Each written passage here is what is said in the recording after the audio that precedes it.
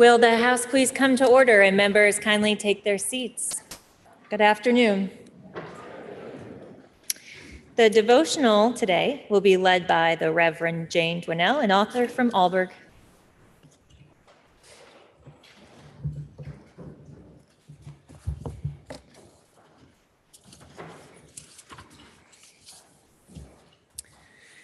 Thank you for offering me the opportunity to speak before you today. You may notice as you look around the chamber that some people are wearing or carrying flowers, colorful flowers. Why, you may ask? These flowers and their colors are something the Alzheimer's Association created to help bring awareness to the tragedy and challenge of dementia. Those with blue flowers have Alzheimer's or another form of dementia. Those with yellow flowers are caring for someone with dementia. Those with orange flowers are advocates and supporters for those who have dementia and their care partners. Those with purple flowers, like me, have lost a beloved to dementia. In 2016, my husband, Sky Yardley, was diagnosed with probable early stage Alzheimer's. He was 66 years old and in otherwise perfect health. Fortunately, Sky embraced his new reality. He researched dementia, he talked about it, and eventually he wrote about it. He began writing as a way to make sense of his new reality and as a way to help erase the stigma of this challenging disease. After living graciously and with courage, he died in February 2021. I gathered our writings into a memoir, Alzheimer's Canyon, One Couple's Reflections on Living with Dementia, which was published last fall by Rootstock Publishing of Montpelier. Because it's your responsibility to care for the residents of this wonderful state, I wanted to share with you some of his words about Vermont and what brought him peace and strength. Perhaps you too find peace and strength in some beautiful place, something that helps you in your important work. This is what Sky wrote. Whenever I spend time in the familiar landscape of my Vermont home, I'm reminded of the power that creates it and how minuscule my concerns are in comparison. The mountains are always there for me without complaint, so solid and strong, ready to receive whatever human-based whining I have to offer. The lakes and rivers there are there for me too, always flowing, moving, creating. Thank you, rocks and water.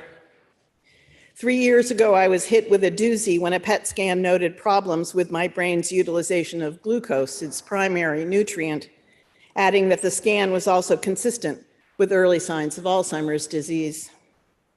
All I could focus on were the losses, big and small, including the loss of my identity, who I was. I didn't know where that could lead, except to more losses. Going for long bike rides helped me.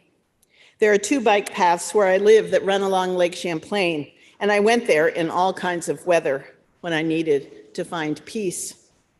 There's a beautiful sculpture next to one of the bike paths on the edge of the water, a replica of standing stones, and I would find myself going there.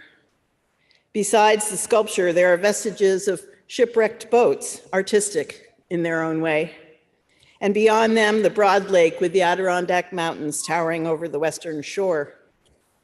Going there provides me with a sense of mystery, a sense of things being unfinished, helping me be comfortable with my diagnosis, my dementia, not knowing where this is leading. I can find peace being there. I can lose my terror. I can understand that the world is still unfolding, and so am I.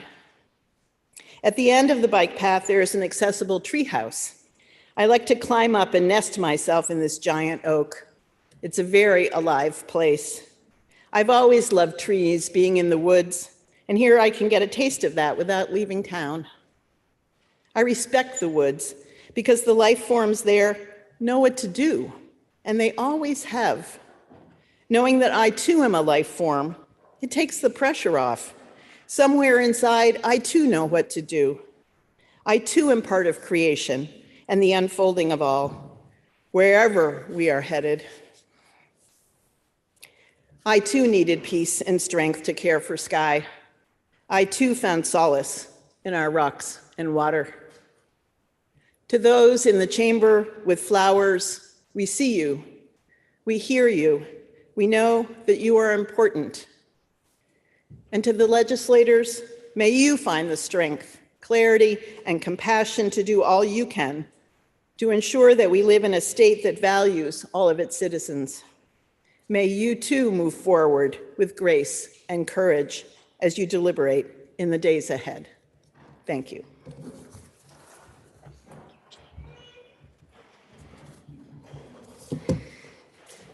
We have one Senate bill for referral this afternoon.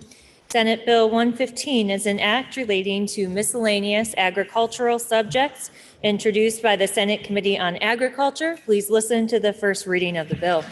S-115, an act relating to miscellaneous agricultural subjects.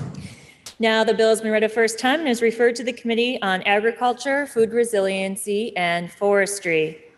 Members, we have received requests to read three House concurrent resolutions that the House and the Senate adopted pursuant to the consent calendar. The first is HCR 72, which is a House concurrent resolution congratulating the Boys and Girls Clubs of Vermont's 2023 Youth of the Year honorees. Please listen to the reading of the resolution. Whereas, since 1947, the Boys and Girls Clubs of America's Youth of the Year program has encouraged the organization's young members to reach their full potential through academic success, healthy lifestyles, and contributing to their communities, and it epitomizes the positive impact that the Boys and Girls Club can have on young people's lives. And whereas Boys and Girls Clubs prepare their members to become responsible, successful, and patriotic adults and community leaders. And whereas the Youth of the Year award winners at the local, state, regional, and national levels exemplify the hard work, determination, and hope of the Boys and Girls Clubs movement. And whereas being named a Youth of the Year award winner is the highest honor that the Boys and Girls Clubs can bestow on their members. And whereas all Youth of the Year award winners have experienced and overcome personal challenges and obstacles in their lives, even as they devoted considerable time and effort to improving the lives of others.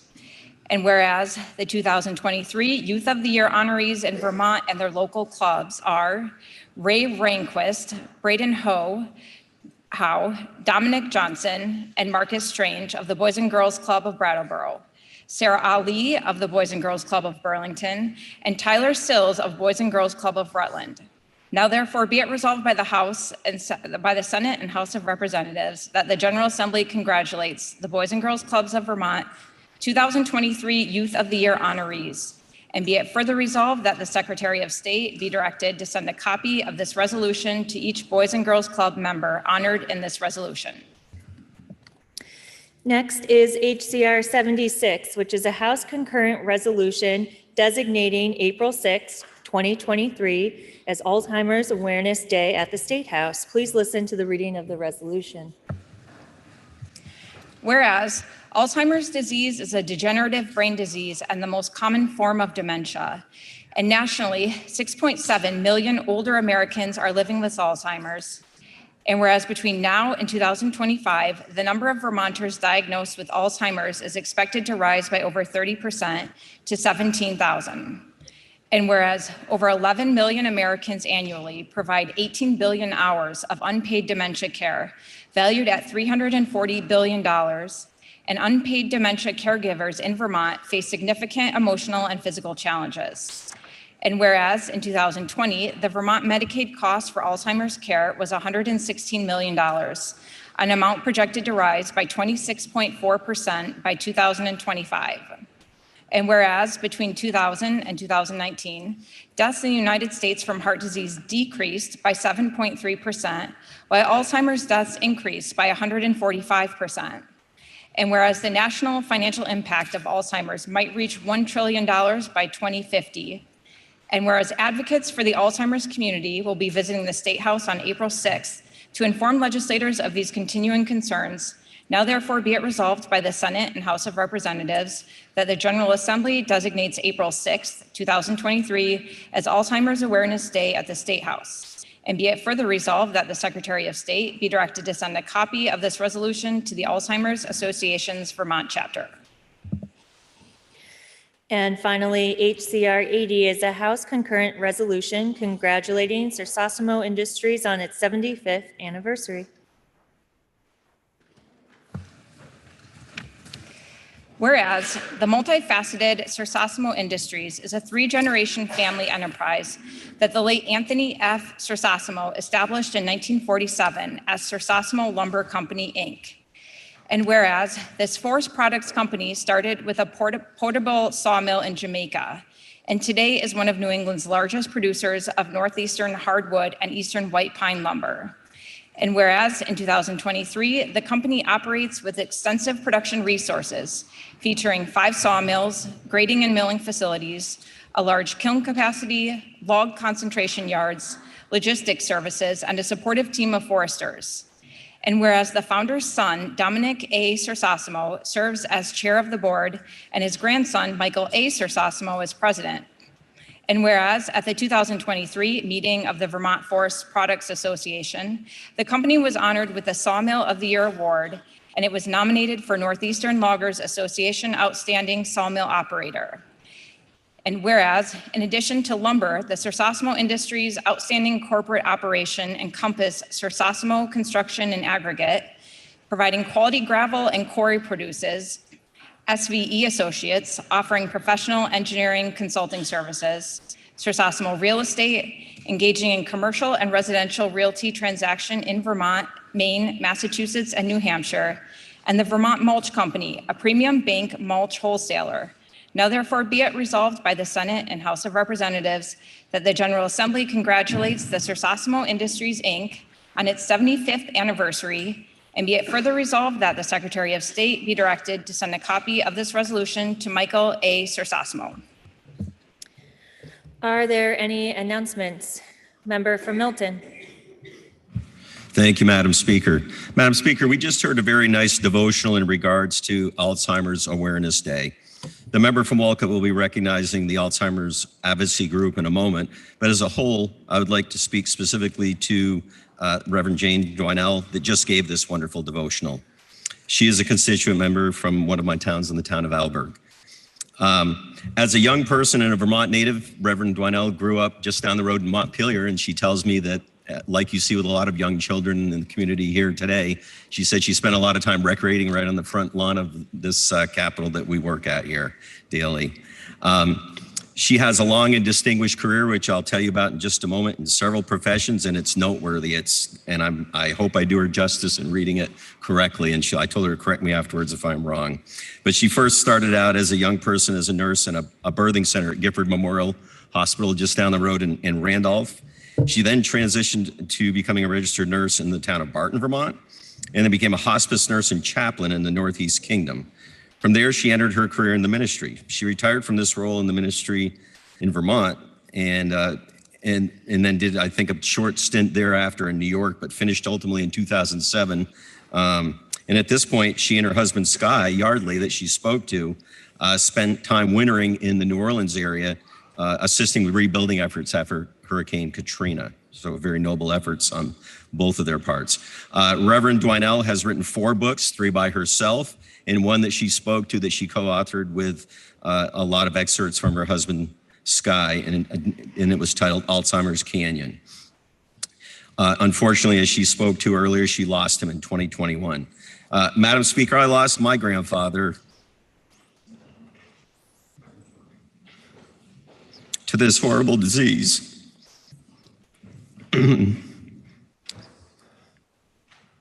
Bear with me a sec.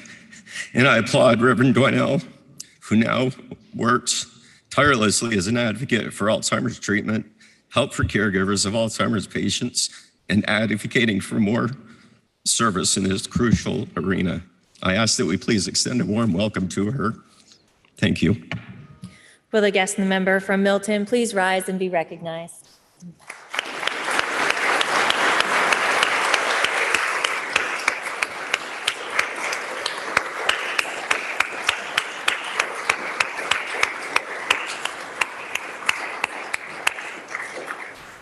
Member from Wolcott. Thank you, Madam Speaker. Today is Alzheimer's Awareness Day at the State House, and we are joined by Vermonters living with Alzheimer's, those caring for family and friends with dementia, those who have lost family members to this terrible disease, and staff from the Vermont chapter of Alzheimer's Association. They're holding their flowers in the gallery. Please join me in welcoming them to the Vermont House. Thank you. Will the guest and the member from Wolcott please rise and be recognized?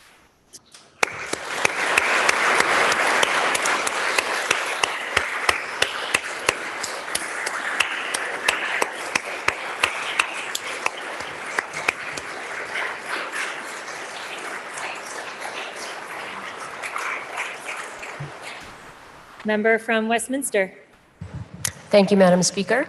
On behalf of the member from Newfane and myself, I'd like to welcome to the chamber a group from Leland and Gray High School. They're here today with the OVX group, Our Voices Exposed, and they've been in Montpelier all day long learning about prevention and advocating about prevention issues. Will the guest and the member from Westminster please rise and be recognized?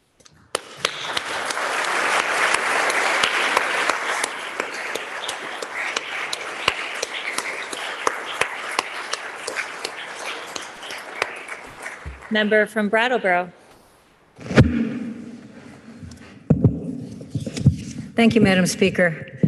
Here with us today are members of the Vermont Forest Products Association, representing sawmill, lumber, forestry, and logging businesses so essential to our Vermont economy.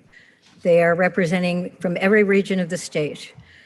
We just heard a resolution honoring Sursasimo Industries, and the grandson of founder Anthony Sursasimo is here with us today, Mike Sursasimo, and also with all the various businesses, Steve Hardy, a consulting forester from Chesterfield, New Hampshire, Colleen Goodrich, president of Goodrich Lumber, a sawmill in Albany, Bruce Shields, a landowner and sugar maker from Eden, Chris Fife, public affairs director for Weyerhaeuser, timberland owner in many towns in the Northeast Kingdom, Caleb Curry, a logger with Longview Forest, Mike Green, a consulting forester from Wolcott, Dylan Bresnahan, a logger with Longview Forest, Westmoreland, New Hampshire, and with Ed Larson, who's a consulting forester and lobbyist from Montpelier.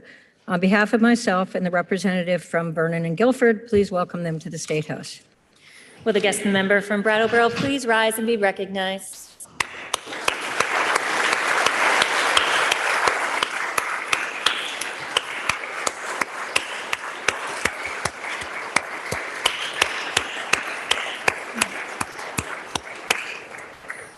Member from St. Albans Town. Thank you, Madam Speaker. I would like to introduce to you and the body my daughter Lindsay, her husband Ernest, and their 4 children, Owen, Brendan, Holden, and Ellie. They're visiting here from Bethesda, Maryland for Easter, and please give them a warm welcome. Will the family of the member from St. Albans Town please rise and be recognized?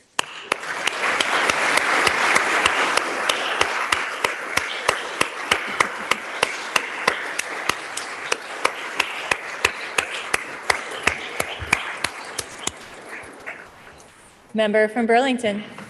Madam Speaker, I'd like to introduce to the body through you the Boys and Girls Clubs of Vermont. We've just heard a resolution read for the Boys and Girls Clubs in Vermont. We are fortunate to have 5 of these important clubs throughout our state, providing important learning, safety, and fun for 1,800 young people, starting when they are 5 years old and ending when they get their first professional job.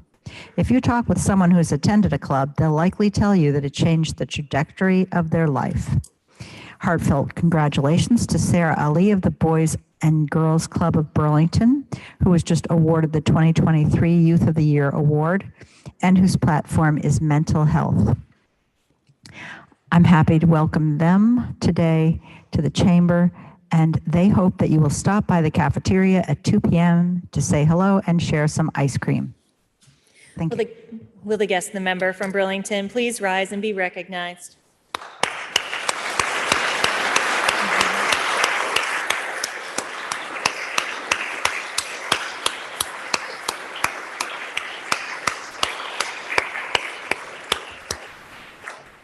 Member from Essex.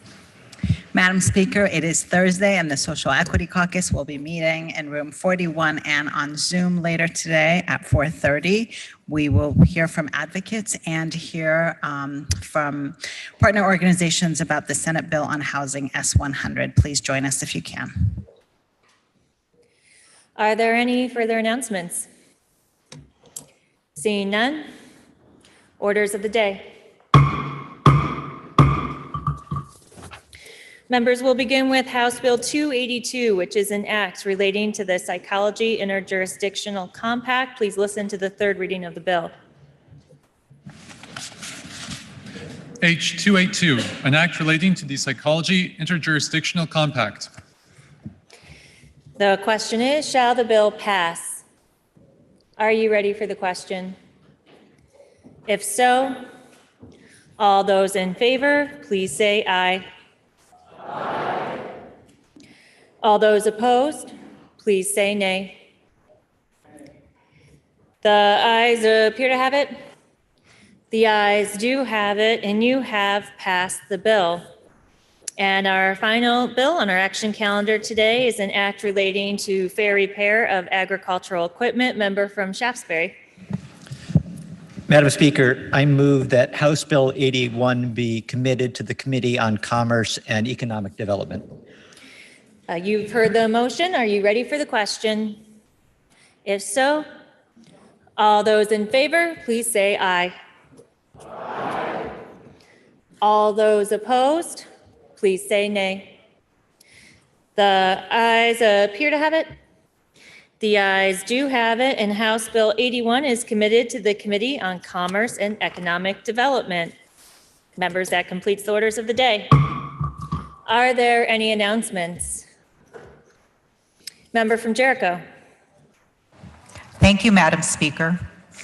Get the right distance here. I just wanted to share that today is the first day of Passover. As many of you know, Jewish holidays start the night before, the evening at sundown. So last night was the first Seder. Many families will be having a second Seder tonight also. Seder means order, which is one of those things that we do here every single day. We have our order that we go through. And Passover is a holiday of rebirth and renewal and remembrance. And we remember being slaves and being freed. And so please help celebrate this holiday of freedom. Happy Passover. Are there any further announcements? Yes, member from Bradford. Thank you, Madam Speaker. We've heard from the other gentleman selling tickets for Cabaret, and I just wanted to encourage you to close the gender ticket sales gap and buy for me. Thank you. Are there any further announcements, members? Seeing none. Member from St. Albans Town, can you please offer us a motion to adjourn until Friday, April 7th at 9:30 a.m.? Madam Speaker, I make a motion this body stands in adjournment until Friday, April 7th, 2023 at 9:30 a.m. You have heard the motion. Are you ready for the question? If so, all those in favor, please say aye. All those opposed, please say nay. The ayes appear to have it. The ayes do have it, and this body stands in